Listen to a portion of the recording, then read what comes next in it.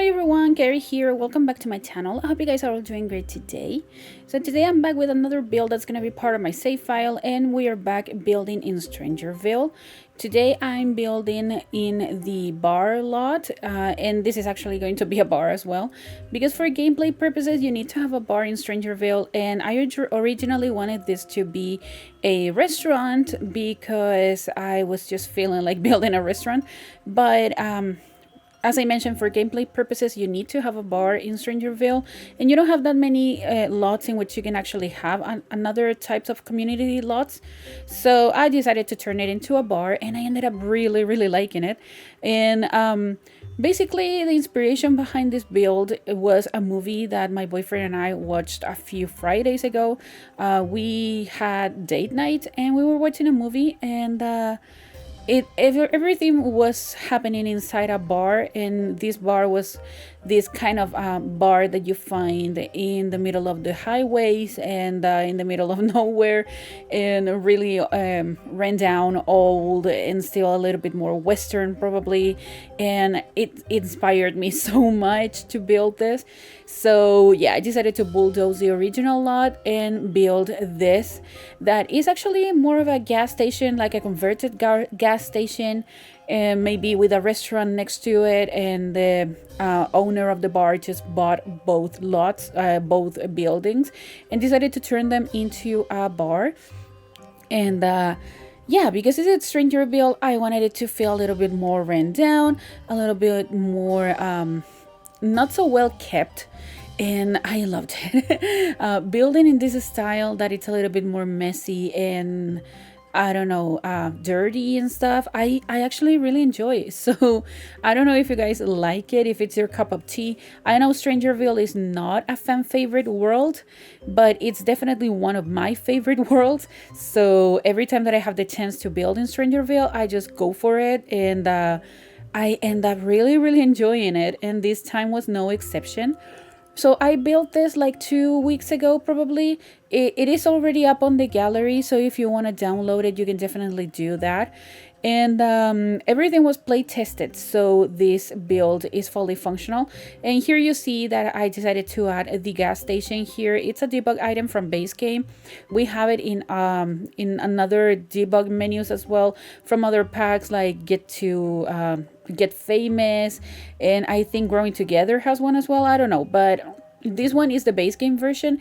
All of them are exactly the same, but there are some others that come in a blue swatch, and yeah, I decided to go for the red one in this one, and I really liked it.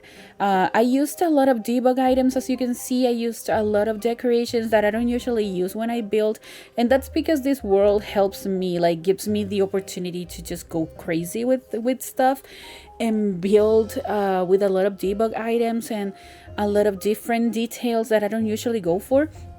And it was funny because when I built this, I actually started this, I finished it, I loved it, and then the next day I built a pastel apartment that you saw in my previous speed build.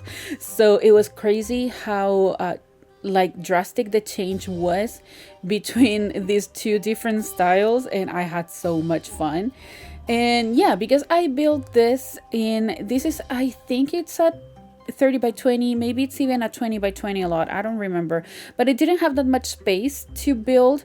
And because I wanted to have a diagonal in here, there is a lot of empty spaces in the front, so I decided to add a kind of parking space. And even though there's a parking space behind this lot as well, but I thought it would be nice to have it, and I added some details in here, like this cable with the gas that goes to the truck and some other stuff. If you're wondering where that cable comes from, it actually comes from the Star Wars pack. And I used many things from the Star Wars pack as well in here. A lot of details and random items that I just thought looked really nice in this build. And the Star Wars pack helps a lot when you want to have more ran down items and more ran down builds. And something a little bit more maybe post-apocalyptic or like steampunk and things like that. So yeah, it's something that I don't usually build, but I would definitely like to give it a try if you guys like it as well. I'm not so familiarized with the steampunk style, but I would definitely would give it a try if I get the chance to do that, if I get inspired and stuff.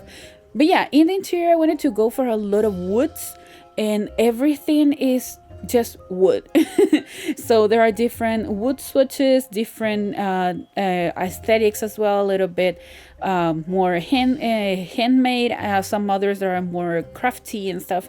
I don't know, I just wanted to mix and match a lot of wood tones in here.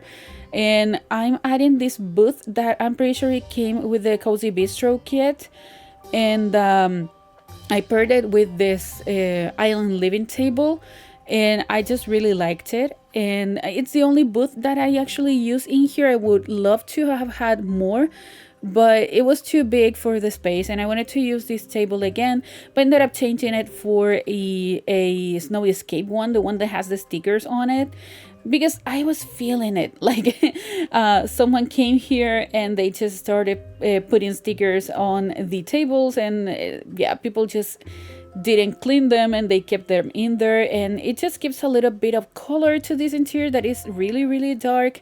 And yeah, it's kind of masculine, and I don't know. I really liked it, actually. I thought that maybe some bikers used to come to this place and they would have a beer or whatever. But yeah, I had a lot of posters. I really liked the posters from the Cozy Bistro kit as well. I used them in here, and I wanted to have like walls full of random decor. So that's what I did, and I just loved it. I know there are many windows in here. I would have loved to have more like dirty windows or something like that, but I didn't put anything on the glass on the windows. We could have added some cracks or maybe dirt or whatever, but I decided not to do that because the interior is not supposed to be dirty. It's just supposed to be messy and kind of over cluttered. So yeah, the owner actually keeps the bar pretty clean and neat, and yeah, they just it wasn't supposed to be dirty or like not so well kept. It's only the exterior because it's an old building, and that tends to happen with old buildings, and maybe the owner just doesn't have enough money to repaint everything and stuff, or maybe they just don't care. So yeah, we're adding some random decor in here that I ended up changing quite a bit in this part because I wasn't so convinced of what I was doing. So yeah, it changes a little bit, but I ended up really liking it. I'm adding some StrangerVille posters, and then I'm gonna be moving some of others in here to add one of StrangerVille lights. I don't know what it's supposed to be, but it's a light, and it's a wall light, and I really liked it. And here I decided to get rid of that wall decor because it was showing, and I don't know why. If it's a wall decor, it shouldn't be showing when you have the cutaway mode in the walls. But yeah, whatever. So I add some random clutter in here, and I don't know, I really liked it.